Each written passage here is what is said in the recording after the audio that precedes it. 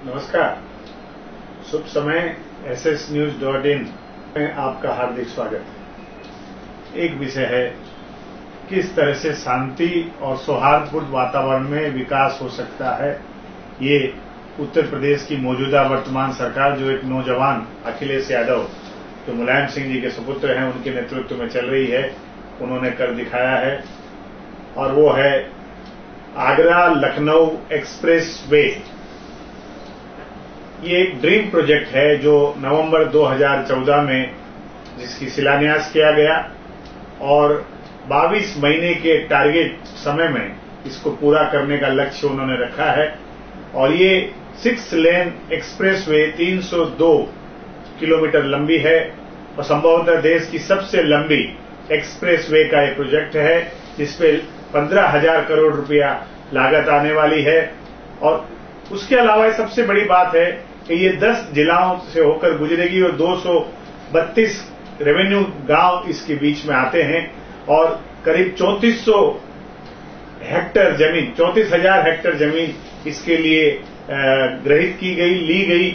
और उसमें से करीब 97% जमीन जो है वो इस समय, जब लैंड एक्विजिशन की जो गर्मा गर्मी देश में चल रही है और सरकार और किसानों के बीच एक आपसी असमंजस और अविश्वास का वातावरण है, वैसी स्थिति में समाजवादी पार्टी की इस मौजूदा सरकार ने उत्तर प्रदेश की इस योजना के लिए लगने वाली इतनी बड़ी जमीन को और इतने 232 गांव जो हैं उसमें आते वहां के किसानों से, मैं समझता हूं, आपसी तालमेल और आपसी एग्रीमेंट के माध्यम से लिया है। और उसमें उन्होंने ग्रामीण इलाके में सर्कल रेट से 4 गुना पैसा और अर्बन इलाके में, जो शहरी इलाके हैं, सर्कल रेट से 2 गुना पैसा या कुछ थोड़ा कम ज्यादा, यानी उसमें करीब 27,000 रजिस्ट्रियां 10 दिन के अंदर हुई। और ये लगभग 34,000 हेक्टेयर जमीन जो इस प्रोजेक्ट के लिए लगनी थी, उसमें से 97% जमीन उस माध्यम से ली गई है। मात्र 160 या 170 हेक्टेयर जमीन जो है वो कुछ वजह से इस आपसी तालमेल से नहीं लिया जा सका, लेकिन उसको एक्विजिशन के माध्यम से लिया। लेकिन वो एक्विजिशन करते समय भी उन संबंधित किसानों को वही भाव और वही उसका जो कंपेंसेशन है जो बाकी लोगों को दिया, उसी आधार पर दिया गया। कुछ एक्स्ट्रा इंटरेस्ट वगैरह के माध्यम से देकर उस पूरी जमीन को एक्वायर करने का काम वहां पे हुआ। और ये प्रोजेक्ट 5 अलग अलग भागों में एक साथ शुरू किया गया नवंबर 2014 में और 22 महीने के अंदर इस ड्रीम प्रोजेक्ट को पूरा करने का काम है। ये 10 जिलों से गुजरेगा, जिसमें इटावा, कन्नौज वगैरह भी आते हैं। और इसके दोनों तरफ इंडस्ट्रीज डेवलपमेंट होगी, रेस्ट हाउस बनेंगे, पेट्रोल पंप, रेस्टोरेंट्स और पूरी रोड पे सर्विस लेन बनाई गई है। मैं समझता हूं जब एक बार ये प्रोजेक्ट बन जाएगा, न सिर्फ उत्तर प्रदेश का बल्कि एक देश का ये एक बहुत ही सुनहरा प्रोजेक्ट होगा। और इसमें सबसे बड़ी विशेषता है कि इंडियन एयरफोर्स, जो भारत की भारतीय वायुसेना है, उनके अधिकारियों ने इस प्रोजेक्ट को देखने और समझने के बाद वहां के मुख्यमंत्री से मिलकर ये कहा कि इसमें थोड़ा सा बदलाव लाइए और जिससे इमरजेंसी में कभी आपातकालीन व्यवस्था हो, उस समय इंडियन एयरफोर्स के प्लेन भी अगर हम चाहें तो लैंड करा सके। और इसलिए उसमें कुछ टेक्नोलॉजी की बदलाव किया गया और उसके चलते अब उसको टेक्नोलॉजी को इस तरह से कर दिया गया कि अगर आवश्यकता पड़े तो वहां पे प्लेन भी लैंड किया जा सकता है। इस तरह की ये सड़क का मतलब क्वालिटी बनेगी, इस तरह की सड़क बनेगी। फिलहाल ये 6 लेन की सड़क बनने जा रही है, लेकिन इसमें इंफ्रास्ट्रक्चर में इतनी वो इलेक्ट्रिसिटी रखी गई है कि अगर जरूरत पड़ने पर इसको तुरंत 8 लेन में भी कन्वर्ट किया जा सकता है। और एक बार जब ये बन जाएगी तब ये आगरा और लखनऊ को तो कनेक्ट करेगी।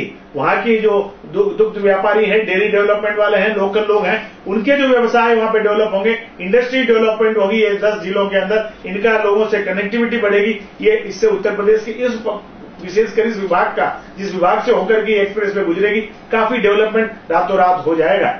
और सबसे बड़ी बात, करीब 3 लाख पौधे इस रोड के दोनों तरफ लगाने का जो इन्होंने एक मापदंड रखा है, मैं समझता हूं इससे एक हरित क्रांति भी आएगी और एक अच्छे प्रोजेक्ट के साथ साथ एक ग्रीन रेवोल्यूशन लाने का भी काम वहां की सरकार ने जो जहन में रखा, ये बहुत अच्छी सोच है।